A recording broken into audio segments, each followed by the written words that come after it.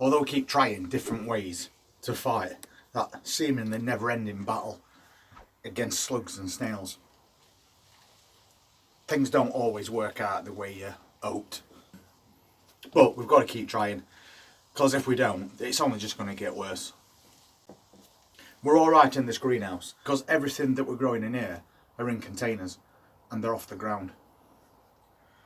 But when you plant out your greenhouses for autumn or winter, you're very limited to how much protection you can offer from slugs and snails, especially to your brassicas. We've tried one greenhouse where a cauliflower, which was almost completely eaten, and we surrounded those plants with bark because it's little sharp bits of wood, and it has helped to some degree. That was a week ago, and so far there doesn't look like there's been much of any damage done at all. So that's helped. But in the other greenhouse we've put in Chinese cabbages, and they're a more tender leaf variety of cabbage, so much more desirable to slugs and snails for munching away on, which unfortunately over the weekend they have been doing. I'll show you what's happened and then we'll figure out a way to try and combat that. So this is that first greenhouse that we planted up, and we had one that was just here, which was virtually eating away to nothing. So we surrounded it with loose bits of bark, and it seems like there's not much or any damage happened since, apart from this one has had a few bites out of it, but the majority of plants are looking alright. And even on this side where we put these really small red cabbages, so far no damage. And then we planted this greenhouse up, and this is where we've put all those Chinese cabbages.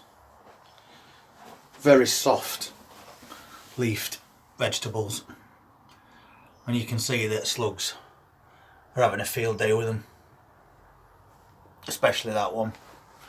And they will recover to some degree, but obviously they're not really looking at the best at the moment. So we need to put something down to protect these while there's still something left. We've got one of these in garden, holly tree, full of spiky little leaves.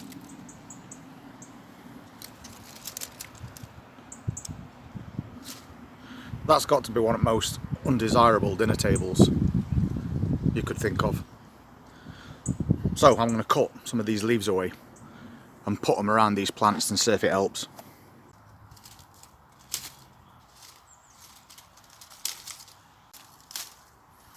Especially these really small spiky ones.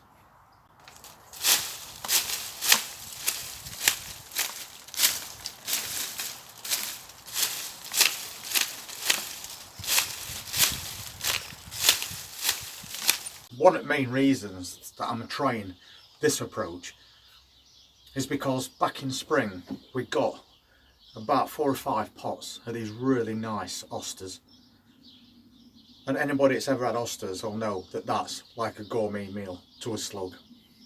They'll devastate every leaf in no time at all and make your plants look a right mess.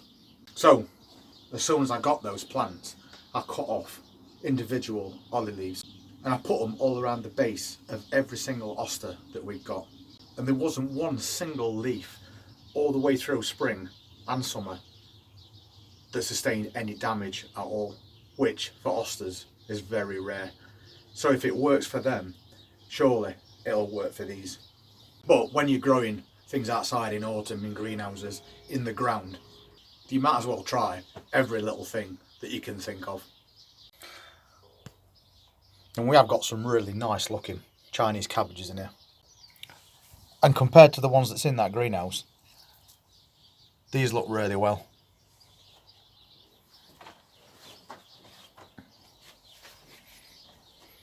And same with these. You're going to see the odd hole appear over time, but not to the point where they're getting completely devastated.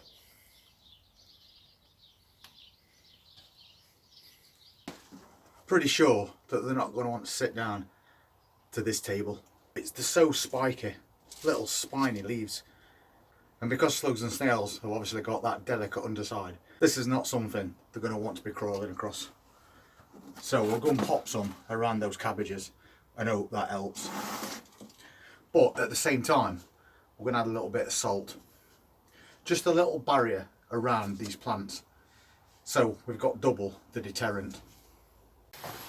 So I'm basically going to sprinkle a little salt barrier around each of these plants.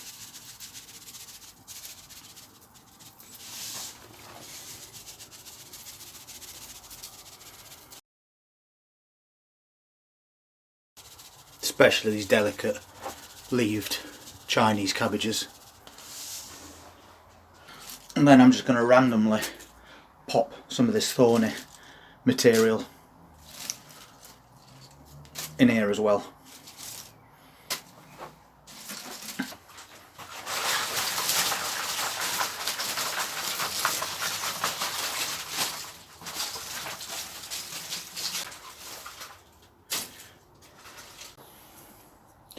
So it does look a bit of a mess, but the point is, if it protects those plants from being eaten any more than they already have, then it's worth trying. So although that's not guaranteed to be 100% effective, it's a little bit of something that I can add to that greenhouse. Could also try pine needles, because that would be a very undesirable blanket for those to try and crawl across as well.